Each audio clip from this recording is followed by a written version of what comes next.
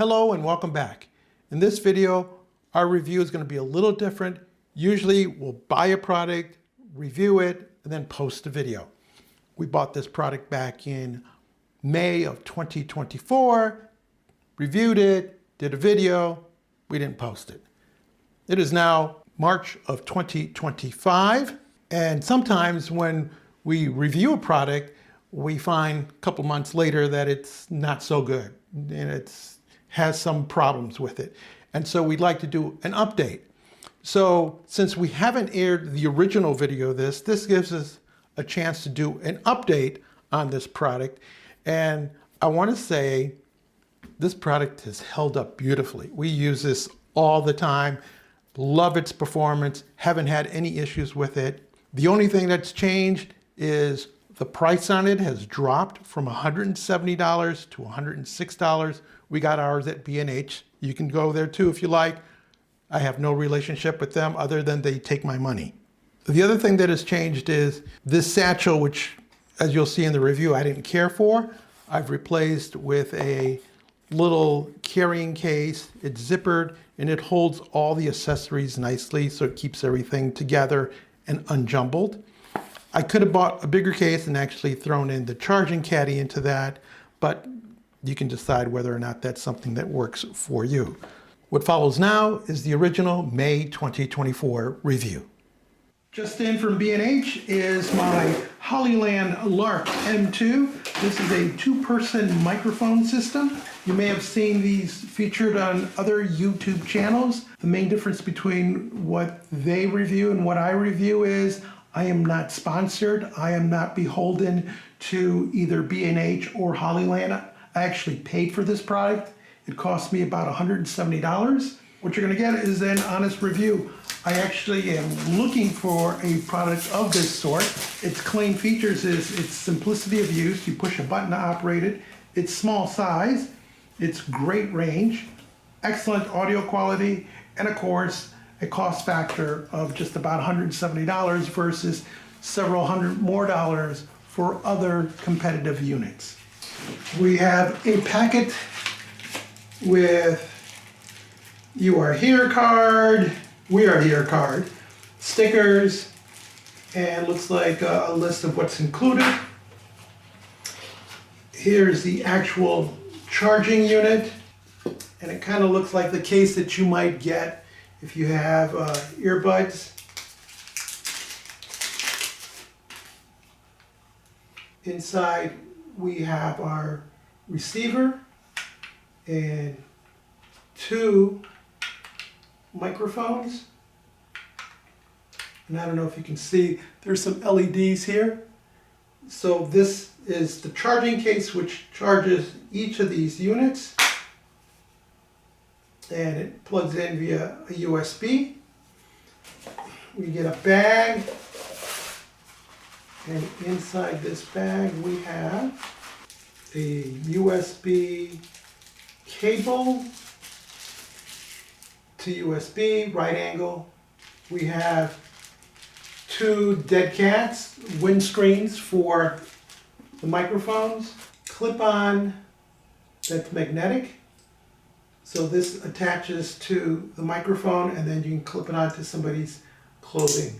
Another USB to USB cable, and this looks like a lanyard. And the cool thing about this lanyard is that, you know, those clips, they attach to it, which also means that your microphone will attach to the end of this lanyard. We have a cable that's coil, and this is what's going to attach to the receiver to your camera, and then a USB cable that's going to plug into the charger, and then to an adapter of some sort, which is not included with the kit, which is kind of a standard thing for most companies. Before you plug in your charger, you have to go in here and take out each of the devices, and where there are contacts, there's a piece of plastic, and so you just need to remove that so that it will charge And you have to do that for the 2 microphones. Expose the 3 little contacts there, drop it back into its cradle, and you do the same thing for the receiver. It's got a piece of plastic along the bottom, exposing the 3 contacts. You drop that back into the case. Now you're ready to charge. As you saw, there's a plethora of cables, and it's nice that they give us a little Velcro strap on some of these so that you can tidy things up when they're not in use. We plug in our charging cable, and 4 lights indicate that it's fully charged, so we're actually almost there. Our units are now charged. We go in and grab the receiver. We take a look at it. That side is the audio input from the camera. You turn it over. There's 2 pulsating lights. When blue, they are paired to the microphones, and that occurs automatically because they've been paired at the factory. So you don't have to worry about grabbing the wrong one. Either one will be paired. And then we come over to this side, and this is a USB for charging this unit if you want to charge it outside the charging case. We have a power button, and then we have a mono stereo. So you could send both of these audio channels left and right to mono them out or keep them separate. That would be that button there. And then, of course, there's charging contacts there. And then on the top is a little rotary knob, and it has 3 positions. There's a minus, which is low, medium, and high. That's your audio output from this device. And that's it. Oh, the clip. This clip you can attach to a cable or the hot shoe on your camera. We'll see how that works in a moment. Then we'll take these out, one of these out, and they automatically switch on. So there's the microphone, the magnet. On the bottom is the 3 charging contacts.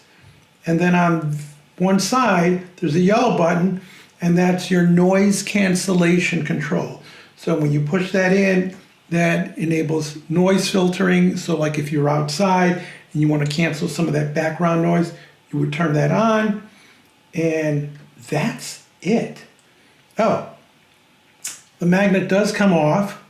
So that enables you to, like if someone's wearing a shirt, you can just put this magnet on one side of the shirt and it would stick to their shirt. So you don't even need to use a clip. I think that's just really ingenious. Oh, by the way, you see how this is green, blue? That indicates that it is now paired, and it's paired with this one, which is channel 1 of the unit. You see the other one is still off, so they've automatically linked. You see here the audio control, and it dials down to low, medium, high. They're detents, and then after that it's just virtual. So you can't break this by going beyond the end of it. I wish it was a little stiffer. This feels a little too loose, like you could easily bump into it. So no gauges here. You'd have to monitor audio via a headphone on the camera plus the metering on the camera itself to make sure that you have enough audio gain going to your camera. And that's it. That's all that's involved as far as controls on this. So now I'm going to attach this to our camera. This is my Sony FDR AX53, and right now it has a shotgun microphone mounted on top. So we're going to release that, take that off the camera, and see how hard or easy it is to mount our Hollyland receiver. The receiver has a clip that opens and closes, and it's got a little bit of a groove here. So it looks like it might slide in on the hot shoe. And when we go to try that, we see that we have some difficulty because the telephoto to wide button is here, and there's just no room for this to actually get in there. So yeah, that's about as far as I can go. Otherwise, I'm gonna snap. This is all plastic. So what's my other option? Well, my other option would actually be just to take advantage of that clip and mount the receiver like that. While the receiver didn't fit onto the hot shoe to my Sony video camera, it did fit onto the hot shoe of my Nikon DSLR. And I'm just going to attach this to myself. On the Sony, the audio input jack is on the back of the unit. So we plug into there, plug this into our receiver port. And now I'm going to turn on the camera. Now you can hear the audio coming off my cell phone, or we can hear it coming off the camera through the Hollyland. I did drop the audio input on the receiver down to low, and it looks like it's got good monitoring when I look on the LED screen of the camera. So we'll check that out on playback to make sure it's not distorting. And of course, right now I'm going to just try putting some distance between the camera and myself to see how it does going through walls, because it's really easy to separate a microphone, receiver, and transmitter in open space. It's more difficult when there's walls and materials that you might have to send that signal through. You're looking down my hallway. I'm probably 40 feet away from the camera at this point in the kitchen. Now walking through the den area and just about to appear on camera view. And here we are, we're getting a little bit closer to the camera, but that gives you a chance to judge what this audio might sound like when you have several walls between you and your subject. You may have noticed that the audio was a bit clipped or distorted. So on this second pass, I've switched the camera from auto to manual and set the level. I've also switched the receiver from mono to stereo. In mono, it takes the audio from mic 1 and 2 and combines it, and then sends that combined signal to channel 1 and channel 2 of the camera. Whereas in stereo, you take mic 1 and you send it to channel 1 of the camera, and mic 2 to channel 2 of the camera. The only problem with this setup is that in switching that, there's no indication. So the only way to tell whether you're in mono or stereo is to monitor it either with headphones or on the display of your camera. I'm also projecting less since I'm now wearing the microphone. I have added a challenge that I'm walking from my garage into the house, and that adds not only distance, but another wall for the signal to traverse through. Speaking of signal, this system uses a frequency of 2.4 gigahertz, which is very common to electronic devices. And unlike maybe your Wi-Fi router, which has 2.4 and 5 gigahertz, that's not available on this system. It is available on some higher price systems, but for this price point, it's not an option. With the exception of a bit of static that I heard when we exited the garage, I have added a challenge that I'm walking from my garage into the house. The audio was perfectly fine considering the distance that we traveled and all the materials between us and the receiver. The receiver can be charged with this charging box. It will hold a 9-hour charge. The box can deliver 3 full charges. That gives you 27. The wireless are able to accept up to 10 hours of charge. So that gives you 30 hours per unit. The marketing folks say it's 40. The only way I can see that adding up is if you start with a full charge, then you come in here and you charge 3 times. But that's kind of funky math the way marketing folks do it. To save battery life during a long break, you simply hit the center button, just hold it, and the lamps will extinguish. One feature that's really not mentioned is the fact that there is an online app that you can download to your smartphone to help you control gain, noise reduction, and to monitor the audio level. Unfortunately, in order to do all that, you need to make a physical connection with the cable from the receiver to your smartphone, which is cumbersome to say the least when you're trying to work a camera. There's no USB or Wi-Fi connection that's available to control your receiver. One of the things I really do like is the fact that the microphone and receiver automatically pair. You take the microphone out of the charging case, it's on, it automatically pairs up with the receiver. All you do is adjust your audio output of this into your camera and you're ready to go. It's so simple. You don't have to worry about channel assignments, frequencies, none of that. And of course, the fact that this is not only a storage case, but a charger is just so very convenient and makes it easy to have your portable wireless system with you wherever you go. Well, I think the unit by itself is worth the $170 that I paid for it. I'm impressed that they just included so much with it. You know, 2 windscreens, 2 lanyards, necklaces that you can put mics onto. You have 2 clip-ons that you can also have a magnetic mount so you can attach your mic onto that. Plus, you have 2 cables for connecting USB-C to USB-C and USB-C to iPhone, the Thunderbolt.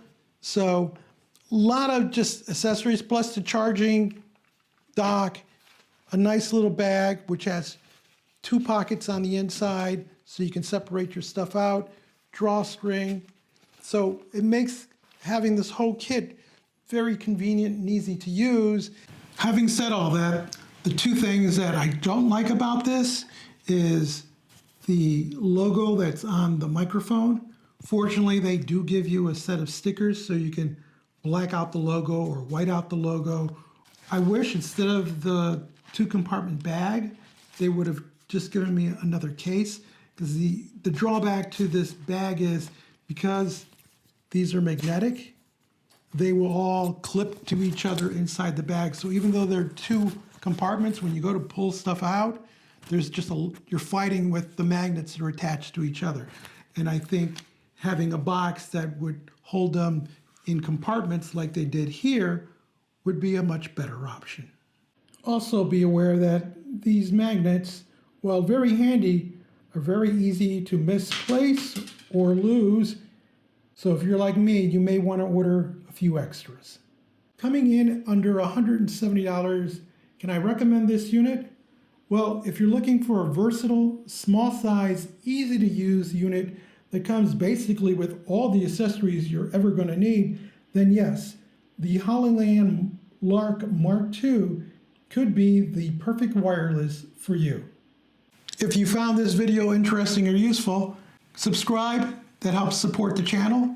Leave us a comment, give us a thumbs up, and as always, thank you ever so much for taking the time to watch.